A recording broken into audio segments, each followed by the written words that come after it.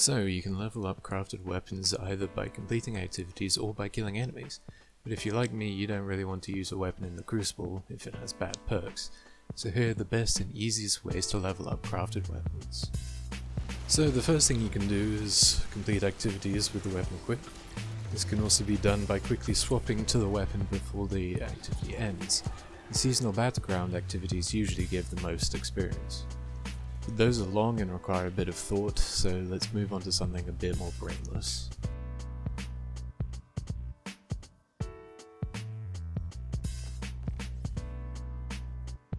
You can also level up weapons by killing things, so we're going to want to find an area with a lot of, or even infinite low tier enemies to kill.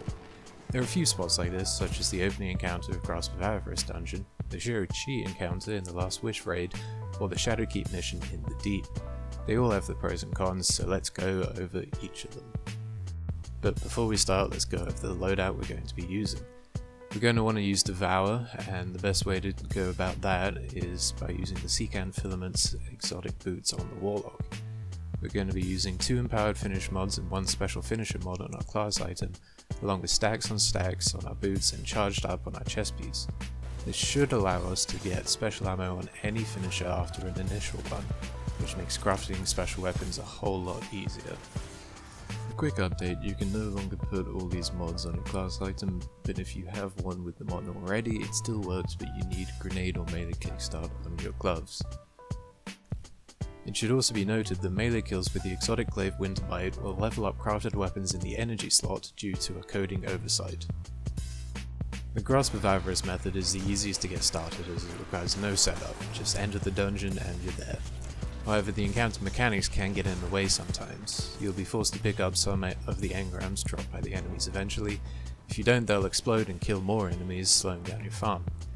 Picking up an engram gives you a 30-second countdown to your death, which can be reset on picking up another engram. However, you can only hold a maximum of 100 engrams, so you will eventually die. The Shiro-Chi encounter is really good, but requires a bit of setup. Go to the Wall of Wishes in the Last Wish raid, enter this code and step on the plate to be teleported to the checkpoint.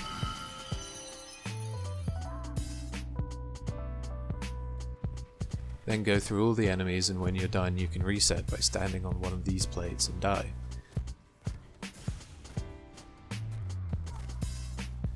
This is the best place for leveling up heavy weapons, as you can use rally flags or the Taken Armaments mod to get heavy ammo more easily. You can also use the Riven's Curse or Transcendent Blessing mods to give you a plus 5% increase to all damage for each mod equipped.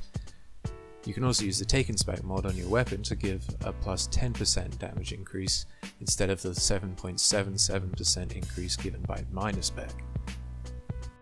The final and best place to do this is the Shadowkeep mission in the Deep. It has some downsides though. The main one is that it's only available in 1 out of the 3 weeks, as it is in a rotation with 2 other missions. The second downside is that you cannot save a checkpoint and you have to get to the end of the mission to start this up. So to do this you're going to have to get to the point where you grab the cryptoglyph, grab it and then die.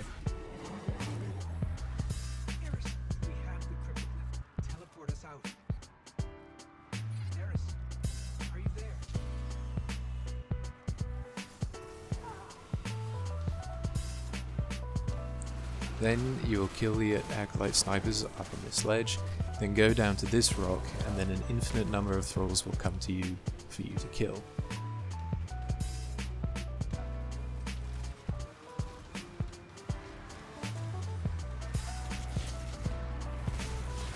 You can even set up a macro to level up your weapons while you're AFK.